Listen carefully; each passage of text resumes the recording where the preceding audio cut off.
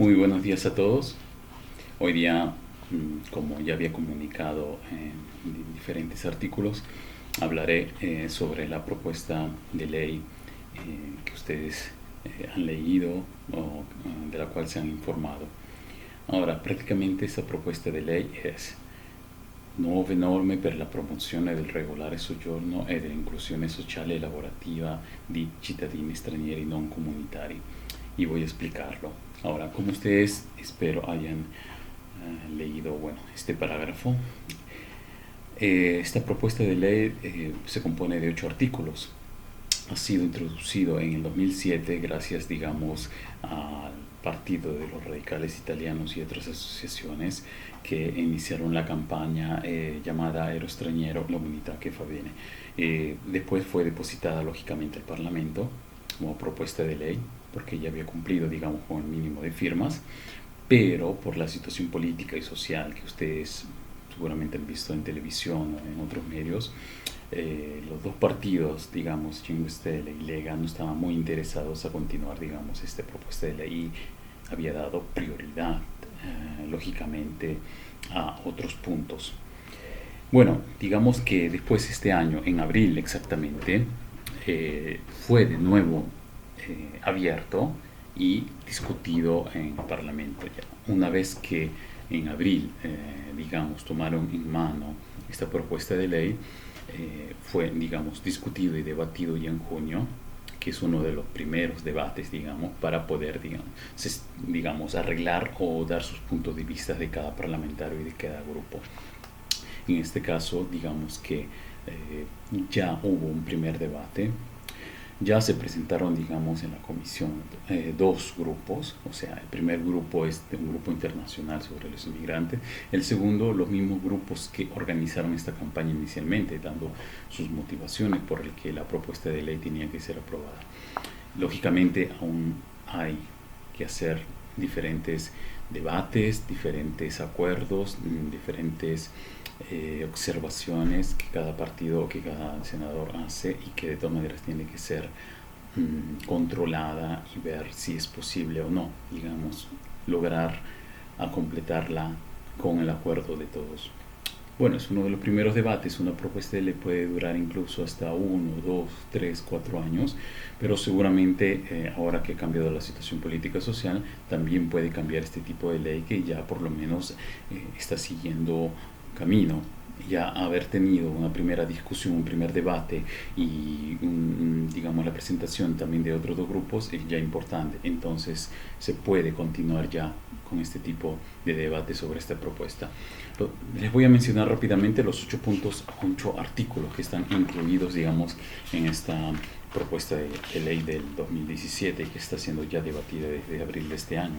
Ahora, prácticamente el primer punto habla principalmente sobre cómo pueden ser integrados, digamos, los extranjeros, más que todo irregulares, o los que provengan, digamos, de otro tipo de permiso de residencia. Un permiso de residencia me refiero al permiso de soggiorno o a la ex carta de soggiorno, ¿no? Que le han cambiado nombre por permiso de soggiorno di lunga durata o algo así. Bueno, el primer artículo habla sobre un permiso de residencia temporáneo por búsqueda de trabajo, disciplinado lógicamente de las actividades de intermediación entre los empresarios italianos y los trabajadores extranjeros. ¿Qué es lo que busca esto? Prácticamente trata de ofrecer un permiso de soggiorno que pueda durar, por ejemplo, un año, en la que el ciudadano extranjero se compromete a buscar y a empeñarse en ese año para poder encontrar un trabajo. Ahora, lógicamente también tiene que seguir un cierto de camino, o sea, por ejemplo, inscribirse a las instituciones que estén indicadas, digamos, en estas condiciones. También en una de las condiciones está que el mismo ciudadano tiene que ir por propia iniciativa y también por el Estado de buscar y encontrar un trabajo. Y seguramente el artículo también, digamos, un parágrafo incluido es que si después de un año no lo encuentra, vuelve a su posición original, o sea, en el sentido de que, por ejemplo, si esa persona no ha tomado la iniciativa, no ha buscado, no se ha empeñado, prácticamente no viene renovado de nuevo ese permiso de residencia temporal. Pero si la persona demuestra, con pruebas lógicamente, que ha ido, que ha frecuentado, que ha buscado en tal agencia, en la otra y en otras, puede pedir y solicitar lógicamente aún un año más. Ahora, pero también hay un detalle muy importante, está incluido el detalle del garante. ¿Quién puede ser un garante de estas personas? Ahora, seguramente esto viene llamado, digamos, prestación de garantía por el acceso al trabajo. Es necesario para este tipo de permiso de residencia un garante. Puede ser una persona que tenga una ex carta de soggiorno, o puede ser un ciudadano italiano, o puede ser una empresa, o puede ser una asociación incluso. Puede ser también, como les dije, un ciudadano también extranjero, pero con el requisito que tenga la ex carta de soggiorno. Y se compromete de todas maneras, digamos, a hospitarla en su casa, a poder, digamos, ayudarle en cualquier tipo de problema económico o social. También hay un segundo tipo de permesso soggiorno en este primer artículo, que es el permesso soggiorno per comprovata integrazione. Ahora, esto es importante porque las personas que son ahora irregulares o que quieran cambiar de permiso soggiorno, digamos, por ejemplo, de un permiso soggiorno de asilo a un permiso soggiorno per comprovata integrazione, ahora tienen que demostrar que han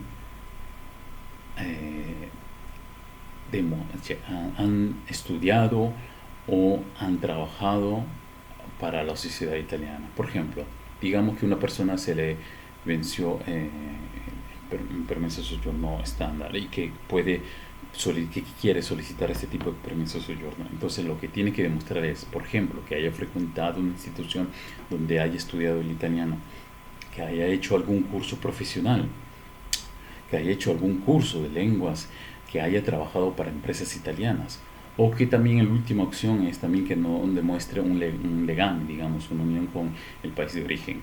Entonces, por eso mi consejo es, cuando ustedes tengan el permiso de residencia con un cierto periodo de tiempo, aprovechen, sáquenle jugo, hagan algún curso ya desde ahora, vayan preparándose, aprovechen especialmente para las personas que no saben si después se va a renovar o no su documento, pero dejando de parte eso, es un deber también, digamos, del ciudadano extranjero buscar su propia integración, que tiene que ir a frecuentar algunos cursos de italiano o de informática o de otro tipo.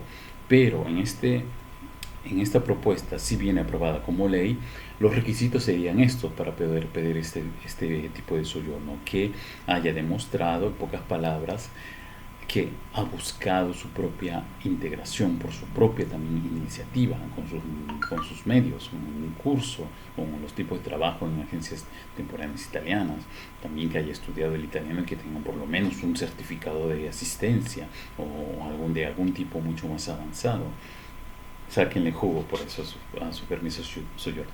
Ahora, a las personas que son irregulares y que nunca han tenido este permiso de residencia, también puede ser válido. ¿Por qué? Porque si ellos han frecuentado, digamos, hay diferentes puestos donde hacen cursos de italiano gratis también para extranjeros irregulares, y eso lo sé muy bien. Entonces, también pueden asistir, digamos, a estos cursos, pedir, digamos, una constancia de que lo hayan hecho y presentarlo también, digamos, al momento que solicitan este tipo de permiso de residencia. El artículo 2, en cambio, habla ya de otro detalle sobre las elecciones, que prácticamente este artículo 2 daría derecho también a las personas que tienen la ex carta de soggiorno de poder votar, por ejemplo, por las elecciones municipales, a elegir su propio síndico, a elegir sus propios candidatos, ¿no? Y también participar en los referéndums, digamos, de la ciudad o de la región.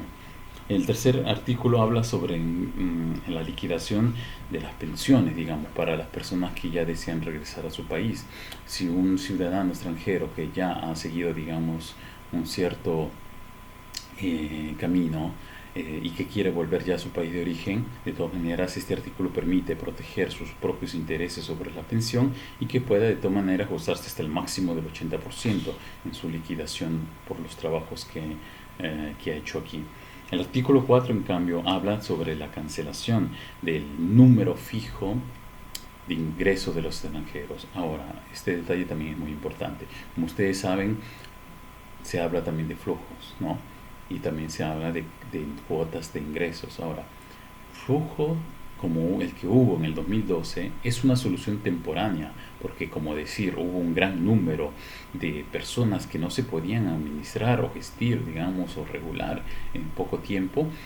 Se lanzó este flujo 2012 que logró regular a un buen número, digamos, de extranjeros, pero es una solución muy temporánea que ha sido propuesta en el 2012, pero en realidad es muy difícil que vuelva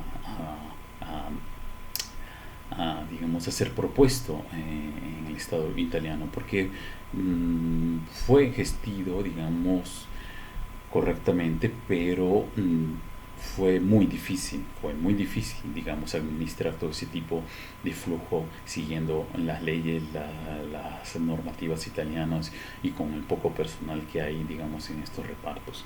Entonces, ¿qué es lo que se quiere hacer con esta propuesta? Prácticamente cada año, también ustedes saben, hay un número fijo de todas maneras, por ejemplo, de números extranjeros que pueden entrar en el país, aparte de los flujos. Por ejemplo, cada año pueden entrar 15.000 o 20.000. Siempre hay un número fijo de personas que ya desde el inicio o desde el año anterior viene, digamos, calculado por el Estado italiano para el próximo año, ¿no? Pero esa es la cuota de ingreso. Eso no tiene nada que ver, digamos, con los flujos u otras cosas.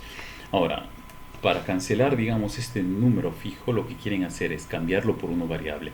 ¿Y este número variable de qué cosa dependería? Dependería de la realidad productiva, en el sentido de que si falta mano de obra, por ejemplo, en varios sectores que solamente los extranjeros pueden cubrir, puede cambiar el número a 20.000, a 25.000, a 30.000 cada año, según todos los pedidos que se puedan calcular en las estadísticas por cuestiones, digamos, de trabajo y para cubrir la producción nacional, que no sería más un número fijo.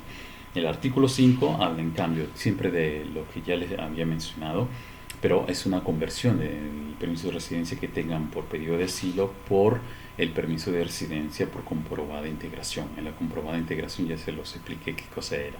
Entonces conviene, si ustedes tienen este permiso de asilo, recuerden, ustedes todavía tienen derecho a hacer algún curso o a estudiar. Entonces, agregando estos detalles, pueden también más adelante pedir este tipo de documentos de residencia. El artículo 6 habla sobre en realidad, en el artículo 6 y el artículo 7 habla sobre la garantía para el acceso de todos los extranjeros, sean regulares o irregulares, para la asistencia sanitaria y la asistencia social, que es un detalle muy importante porque mayormente viene gestido por cada región a su modo. Y han habido normas y también sentencias de los jueces que han declarado que algunas cosas han sido irregulares, inconstitucionales, diferenciando la categoría entre ciudadanos italianos y también las personas que tienen, por ejemplo, su ex carta de soggiorno o algo. Entonces, estos dos artículos tratan de equilibrar entre las personas que tengan, digamos, su ex carta de soggiorno, ¿no? Digamos, permiso de residencia ilimitado, con los ciudadanos italianos.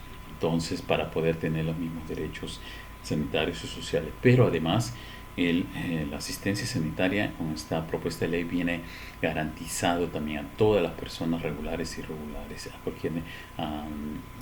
de cualquier tipo de nacionalidad. Entonces, esto permitiría de todas maneras a tantas personas de poder solicitar una asistencia sanitaria gratis y también una asistencia social gratis que pueda de todas maneras ayudarlos en algún modo. Y el último artículo habla lógicamente sobre la cancelación, digamos, del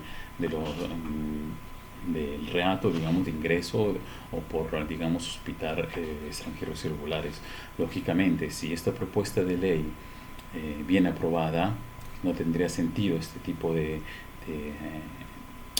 reato. Entonces se trata de eliminarlo para que esas personas libremente puedan presentar su pedido de permiso de residencia, sea de estos dos tipos, o por búsqueda de trabajo o por comprobada integración, digamos que cancelando este reato que es completamente, digamos, casi ilegal, que no permite, digamos, resolver el problema de fondo.